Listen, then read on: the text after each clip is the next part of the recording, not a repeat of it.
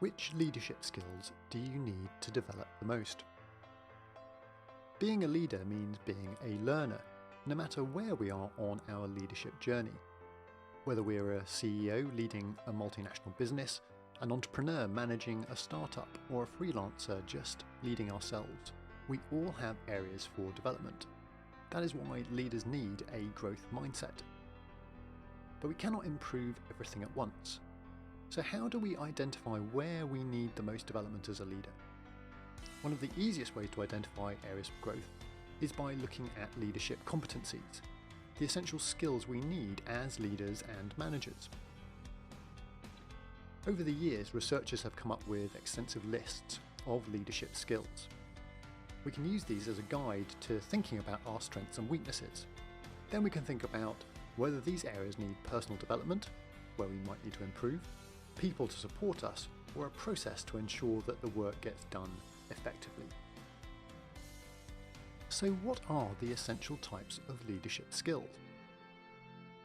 One of the best known frameworks for looking at skill development comes from the research of Robert Katz.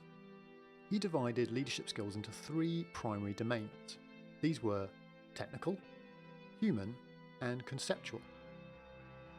Let's look at technical skills first. Technical skills relate to the competency and specialist knowledge of a worker or manager. These are primarily the trade skills that you need to operate in your profession or industry. This framework recognises that the professional knowledge and experience are the primary platforms for leading people at lower levels of management. For example, you might be a computer programmer. Over time, as you work and build competence, it is likely you'll be given responsibility for newer programmers. Even if you do not have an official management position, other less experienced programmers will seek you out for knowledge. In both cases, you now have the leadership influence based on those technical skills. These technical skills are often considered alongside basic business and work skills.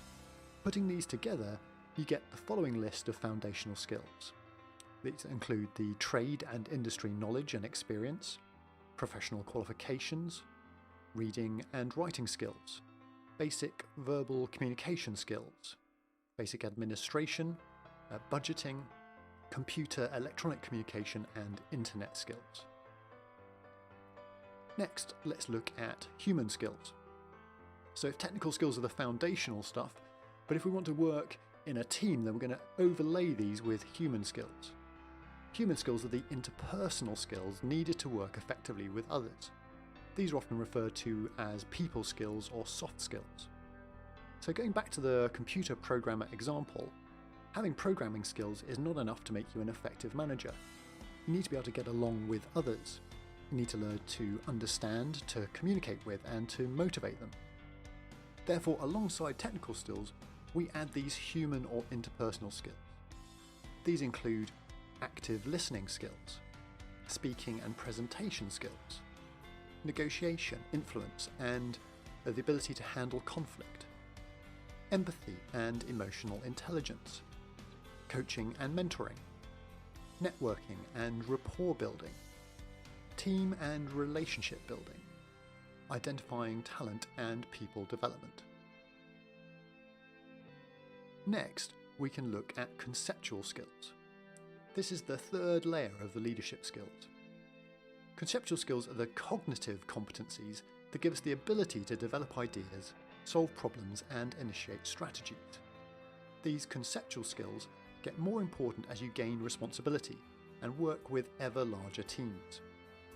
As per the former example, if you were a programmer who worked up to become the CEO of a large tech firm, your conceptual skills now become of primary importance. You'd be unlikely to spend so much time writing code, so your technical skills would now be of secondary or tertiary importance. This is why very senior leaders can often move between key positions, even in different industries where they've got little or no technical expertise. In that case, they are primarily being employed for their conceptual skills. A leader's conceptual skills include things such as setting priorities, decision making, vision setting, problem identification and problem solving, critical thinking, creative thinking, organisational change, strategic planning, and strategic financial planning and resource management. So, if you want to work out which skills you need to develop the most, start by using this framework. Think about whether it is the technical, human, or conceptual skills that you most need to work on, depending upon your experience and level of responsibility. For each skill in that category, identify where you most need to improve. If you want further help and an explanation about how to go about identifying your strengths and weaknesses, as well as strategies for addressing them, then just follow the links in the show notes, or head over to the website at www.therightquestions.co. And if you found this helpful, please do like and subscribe.